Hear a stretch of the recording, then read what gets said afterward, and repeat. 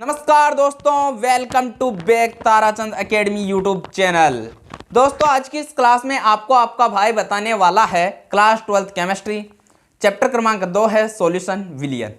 इसमें हम दोस्तों इस लेक्चर में 4 वेरी इंपॉर्टेंट न्यूमेरिकल पर बात करेंगे जो आपके बोर्ड एग्जाम के लिए वेरी इंपॉर्टेंट है। आपको ऊपर हेडिंग भी दिख रही है दोस्तों, और इस चैप्टर से आपके अंकित प्रश्न आने की संभावना 100% है दोस्तों, 100% है। यहाँ से अंकित प्रश्न जरूर आएगा। तो यहाँ से हम इंपॉर्टेंट अंकित प्रश्न पर डिस्कस करते हैं। यदि आपको अंकित प्रश्न पहले से आते हैं ये चारों, तो आप हमें कमेंट बॉक्स में बताइए, और नहीं आते हैं तो आप कमेंट बॉक्स में हमें बताइए कितने आते हैं आपको। और यदि आपने अभी तक हमारा टेलीग्राम ग्रुप ज्वाइन नहीं किया है तो जाके डिस्क्रिप्शन में टेलीग्राम ग्रुप ज्वाइन कर लीजिए। और यदि आप हमारे चैनल से नए जुड़े हो तो चैनल को जरूर सब्सक्राइब कर दीजिए और ऑल जरूर सिलेक्ट कर लीजिए, जिससे कि आने वाला प्रत्येक नोटिफिकेशन आपके पास सबसे पहले पहुंचे फ्रेंड्स। तो देखिए, रखो हौसला वो मंजर भी आएगा, प्यासे के पास चलकर समंदर भी आएगा, थक्कर ना बैठ ए मंजिल के मुसाफिर, मंजिल भी मिलेगी और मिलने का मजा भी आएगा। तो करते हैं आज की इस क्लास का आगाज। तो देखिए, आज का पहला हमारे पास आंकिक प्रश्न दिया हुआ है। आंकिक प्रश्न कह रहा है 2.5 ग्राम एथेनोइक अम्ल। एथेनोइक अम्ल का फॉर्मूला होता है CH3COOH के 75 ग्राम बेंजीन में 75 ग्राम बेंजीन में विलयन की मोललता की गणना करो। ये हमें आंकिक प्रश्न दिया हुआ है। तो अब आपको इस वीडियो में मैं आपको बताऊंगा कि आंकिक प्रश्न को कैसे हल किया जाता है और उनमें पूरे नंबर कैसे लाया जाता है। दोस्तों, आपको यह पता है कि आंकिक प्रश्न आप हल कर देते हो, लेकिन फिर भी आप कंप्लीट नहीं ला सकते। आंकिक प्रश्न में पूरे नंबर नहीं ला पाते। वो आपकी राइट स्किल शैली पर निर्भर करता है कि आपने कैसे लिखा है। तो देखिए, इस वीडियो में मैं आपको वही बता रहा हूँ। देखिए, पहले आपको बताना है कि इस क्वेश्चन में क्या दिया हुआ है। देखिए, मुझे दिया हुआ है CH3COOH का भार ये जो दे रखा है, कितना ग्राम एथेनोइक अम्ल है? 2.5 ग्राम। तो इसका ये क्या है? भार है 2.5 ग्राम। अब है बेंजीन का द्रव्यमान। अब यदि मैं इसका द्रव्यमान 75 ग्राम बेंजीन में विलयन की मोललता, ये बेंजीन का द्रव्यमान हो गया, कितना हो गया? 75/1000, क्योंकि मोललता का फॉर्मूला होता है विलय के मोल बटा विलायक का द्रव्यमान किलोग्राम में।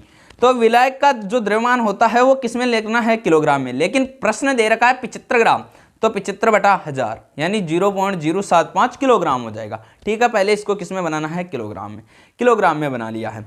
अब मुझे मोल निकालना है, तो मोल का फॉर्मूला होता है भार बटा अणुभार, या भार बटे मोलर द्रव्यमान भी लिख सकते हैं। तो पहले भार तो क्वेश्चन दे रखा है, अब अणुभार कैसे ज्ञात करोगे? CH3COOH फॉर्मूला दे रखा है मेरे पास, उससे ही निकालना है मुझे।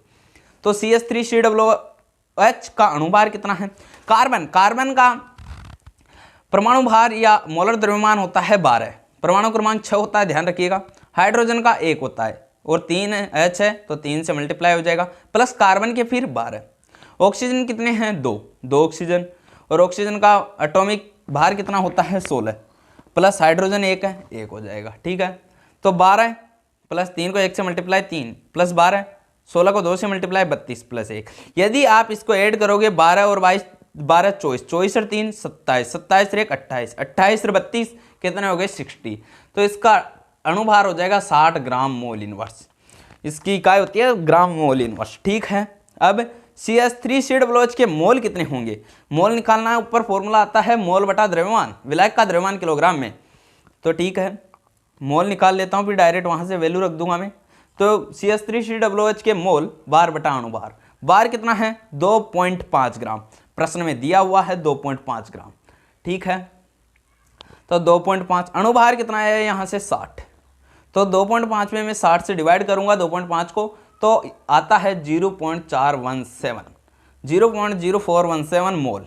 ठीक है, इसके मोल, और मोल की इकाई मोल होती है। ठीक है, अब मुझे क्या निकालना है? प्रश्न में विलयन की मोललता की गणना करो। तो मोललता की मुझे गणना करना है प्रिय मित्रों। तो मोललता का फॉर्मूला होता है, फॉर्मूला लगाइए पहले, CH3COOH की मोललता बराबर विलय के मोल बटा विलायक का द्रव्यमान किलोग्राम में, बटा विलायक का द्रव्यमान किलोग्राम में। ठीक है, तो विलय के मोल कितना है? मोल हमारे पास आए थे अभी 0.0417 मोल। ठीक है, ये लिखना है 0.0417। ठीक है, 0.0417 बटे 0. देखिए विलायक का द्रव्यमान, द्रव्यमान किलोग्राम में लिखना है, ध्यान रखना। यदि 75 लगा दिया आपने तो गलत हो जाएगा, क्योंकि प्रश्न कहता है किलोग्राम में। तो 75/1000 करने पर 0.075 आता है। इससे डिवाइड करने पर इसकी वैल्यू आती है 0.556 मोल किलोग्राम इनवर्स। तो मोललता हो जाएगी, अतः मोललता बराबर 0.556 यानी 0.556 मोल किलोग्राम इनवर्स या मोल बटा किलोग्राम आंसर। और यदि आपने ये इकाई नहीं लिखी तो आधा नंबर कट जाएगा या एक नंबर कट जाएगा, आपको ये याद रखना है। अब यहाँ से निकल गया मोल की मोल, द्रव्यमान किलोग्राम यानी मोल बटा किलोग्राम या मोल किलोग्राम इनवर्स। तो ये क्या है, फर्स्ट न्यूमेरिकल था दोस्तों। यदि स्क्रीनशॉट लेना चाहिए तो आप स्क्रीनशॉट ले सकते हैं। बात करते हैं हम सेकंड न्यूमेरिकल की। क्वेश्चन क्रमांक 2 है हमारे पास। 298 केल्विन पर टेम्परेचर दिया हुआ है। क्लोरोफॉर्म का फॉर्मूला होता है CHCl3। 298 केल्विन पर क्लोरोफॉर्म CHCl3 एवं डाइक्लोरोमेथेन CH2Cl2 के वाष्पदाब क्रमशः यानी पहले CHCl3 का है 200 mmHg और CH2Cl2 का है 415 mmHg।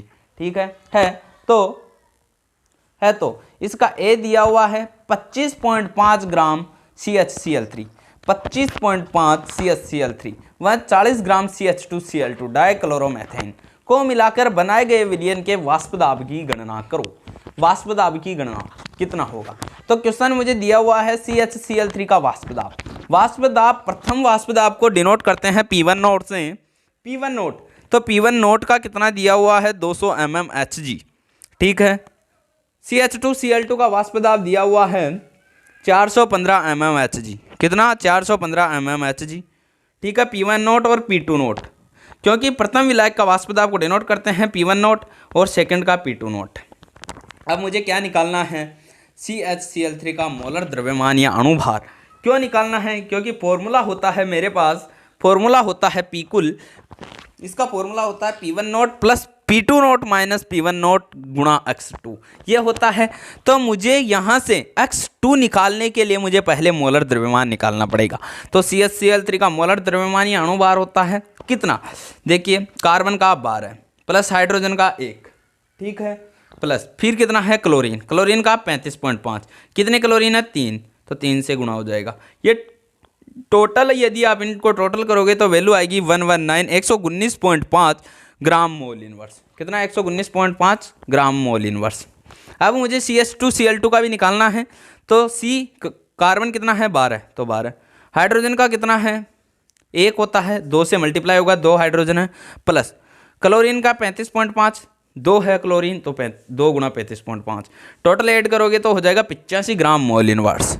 कितना हो जाएगा? 85 ग्राम मोल इनवर्स। ठीक है, अब वाष्पदाब P कुल, वाष्पदाब का फॉर्मूला होता है P1 note plus P2 bracket P1 note plus bracket P2 note minus P1 note गुणा x2। इन दोनों का क्या होता है? गुणा में आएगा x2। तो ठीक है, अब मुझे यहाँ से, अब फ्रेंड्स, अब आप यहाँ पर सोच रहे हैं x2 क्या है? दोस्तों, x2 है यहाँ पर मोल अंश या मोल भिन्न है। x2 क्या है? दूसरे विलायक का, दूसरा कौन सा है? डाइक्लोरोमेथेन CH2Cl2 का। ठीक है, तो यहाँ से CH2Cl2, अब मोल भिन्न का फॉर्मूला होता है, मोल भिन्न का फॉर्मूला मैं यहाँ पर लिख देता हूँ, मोल भिन्न बराबर मोल भिन्न x।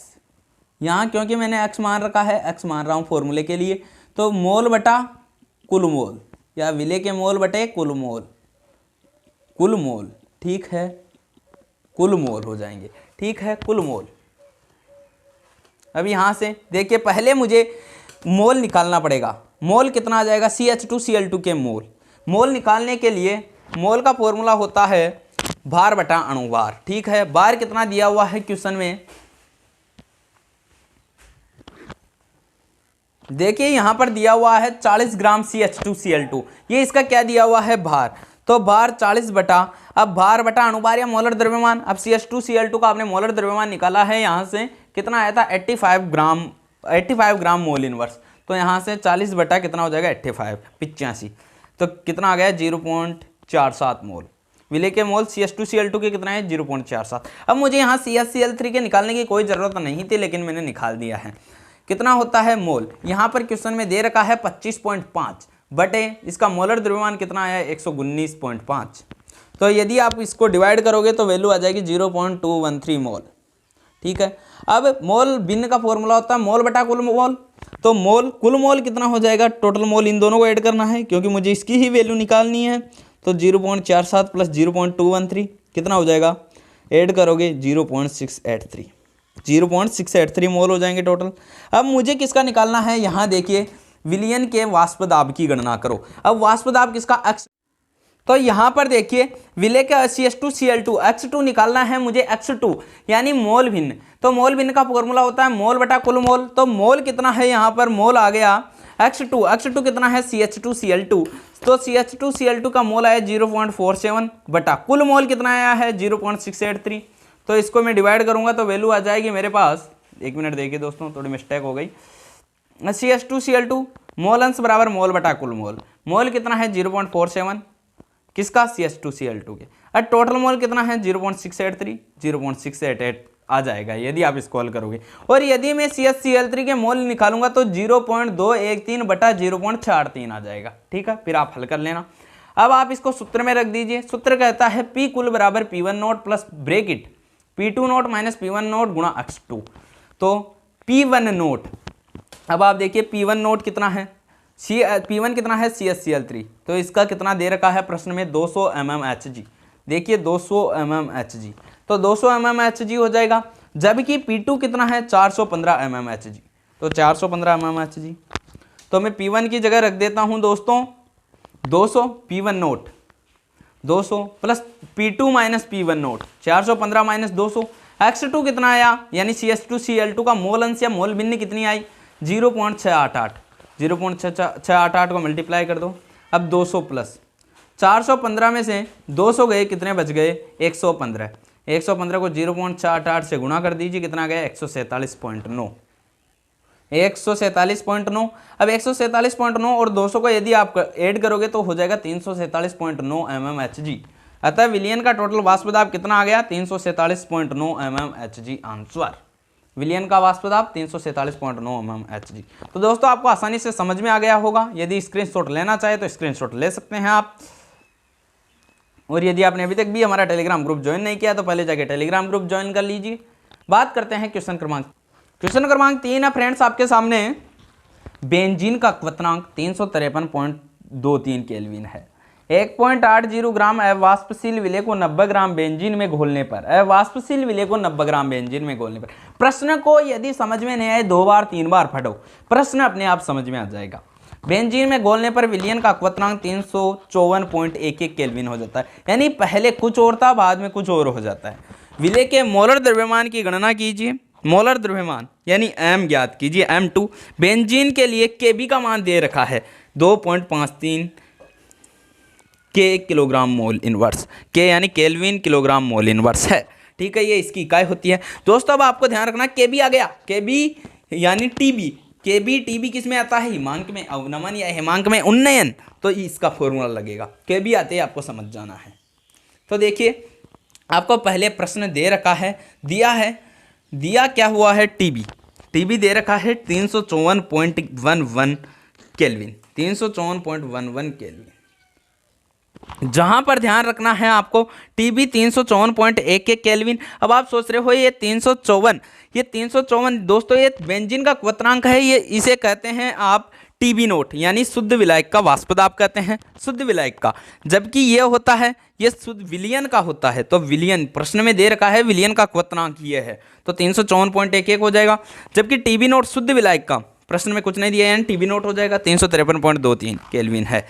तो अब आपको क्या Kb का मान प्रश्न दे रखा है 2.53 केल्विन किलोग्राम मोल इनवर्स। तो केल्विन किलोग्राम मोल इनवर्स की वैल्यू रख दीजिए। अब आपको क्या निकालना है, प्रश्न बोलता है डेल Tb के लिए, क्योंकि सूत्र आता है हमारे पास, सूत्र आता है मोलर द्रव्यमान का M2 बराबर, मुझे निकालना क्या है मोलर द्रव्यमान की गणना करो। तो मोलर द्रव्यमान होता है फॉर्मूला 1000 गुणा W2 गुणा Kb बटा डेल Tb गुणा W1 ये होता है। तो मुझे डेल Tb निकालना है, तो डेल Tb का होता है डेल Tb बराबर Tb माइनस Tb नोट। तो Tb कितना आ गया 354.11 केल्विन, जबकि Tb नोट कितना आ गया 0.23 केल्विन। तो इन दोनों में से घटा दो आपस में, वैल्यू आ गई 0.88 केल्विन। कितनी आई? 0.88 केल्विन। अब मुझे क्या ज्ञात करना है? मोलर द्रव्यमान, फाइंड आउट। ठीक है, तो क्वथनांक का उन्नयन सूत्र से मैंने सब लिखा है कि आपको आसानी से समझ में आ जाए। फॉर्मूला है m2 बराबर 1000 गुणा W2 गुणा KB बटा डेल TB गुणा W1। तो m2 बराबर हो जाएगा, m2 1000 का 1000 आ जाएगा दोस्तों।